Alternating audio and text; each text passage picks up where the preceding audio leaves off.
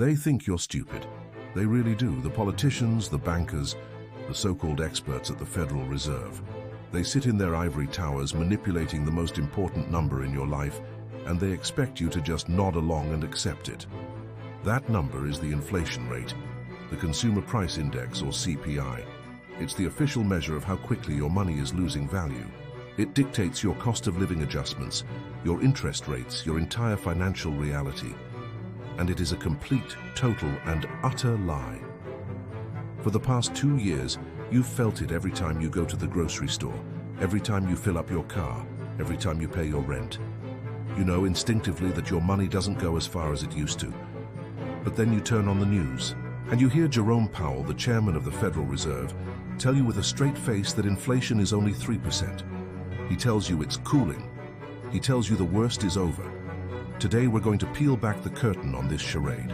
We're going to show you exactly how they manipulate the numbers, why they do it, and most importantly, what the real hidden inflation number is, the number they don't want you to know.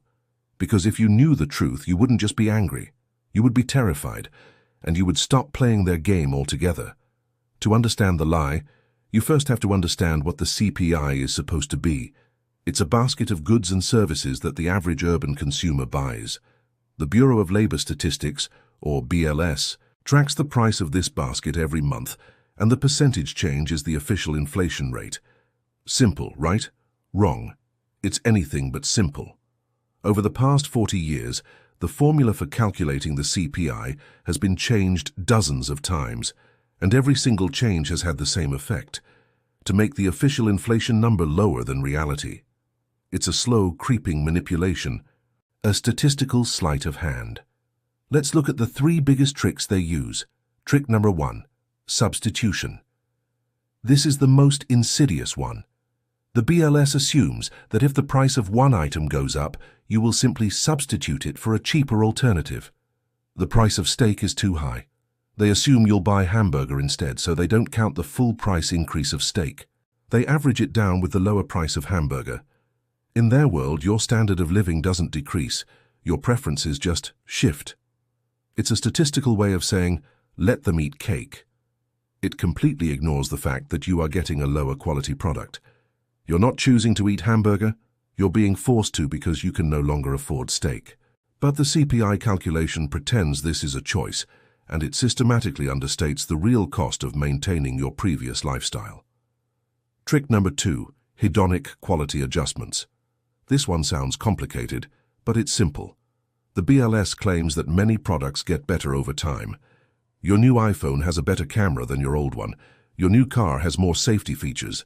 So they say, even if the price of the new iPhone is $200 more, it's not really inflation, because you're getting a better product. They make a hedonic adjustment and decide that maybe only $50 of that price increase is pure inflation. The rest is just you paying for a better product. This is absurd. Who decides how much better the new camera is? A bureaucrat in a government office.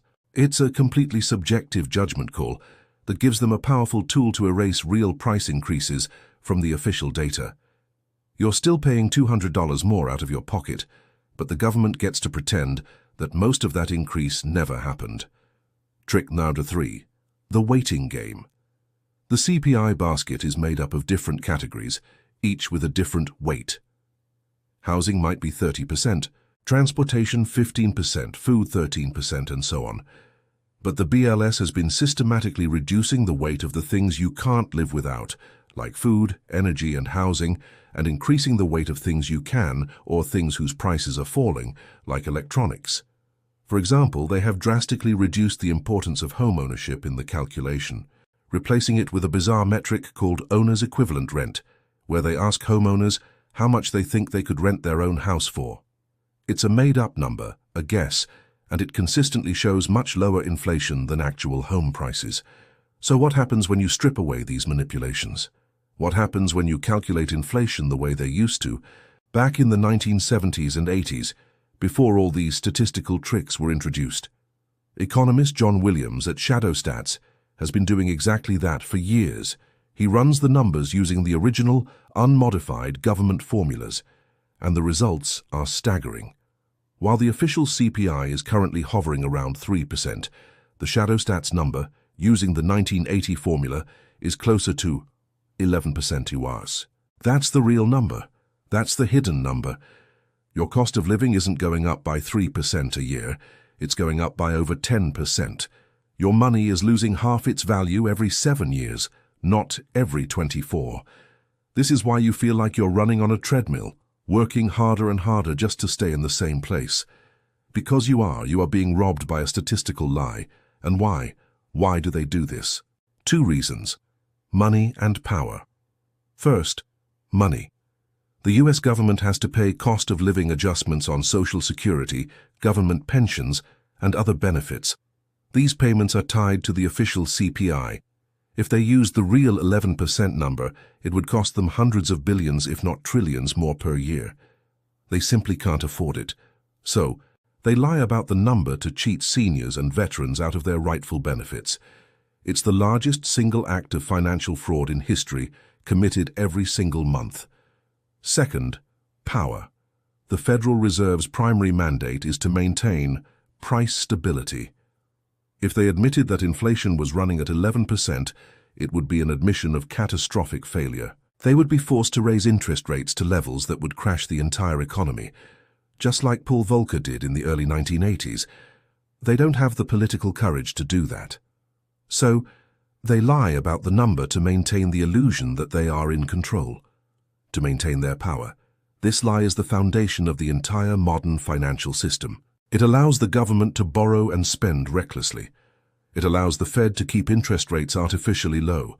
It forces you, the saver, to put your money into a rigged stock market, because keeping it in a savings account is a guaranteed loss. They are not just manipulating a number, they are manipulating your behavior. They are forcing you to take on more risk, to gamble your future, just to have a chance of keeping up with the real hidden inflation that is silently eating your wealth alive. The first step to fighting back is to know the truth. The official number is a lie. The real number is double digits. And they will never, ever admit it. Let's be crystal clear about the consequences of this deception. This is not an academic debate. This is a direct assault on your financial well-being.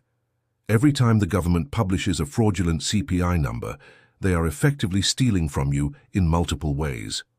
First, they are suppressing the cost of living adjustments for nearly 70 million Americans who rely on Social Security and veterans benefits. In 2023, the COLA was 7% based on the official CPI.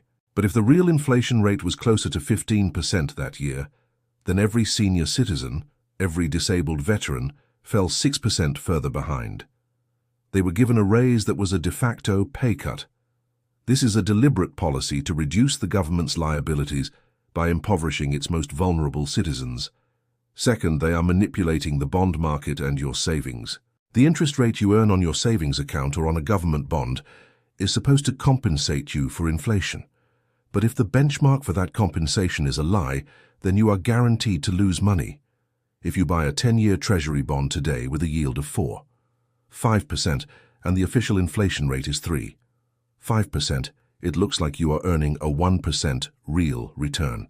But if the true inflation rate is 11%, you are actually losing 5% of your purchasing power every single year. The government is paying you back with money that is worth significantly less than the money you lent them. It is a hidden, insidious form of default.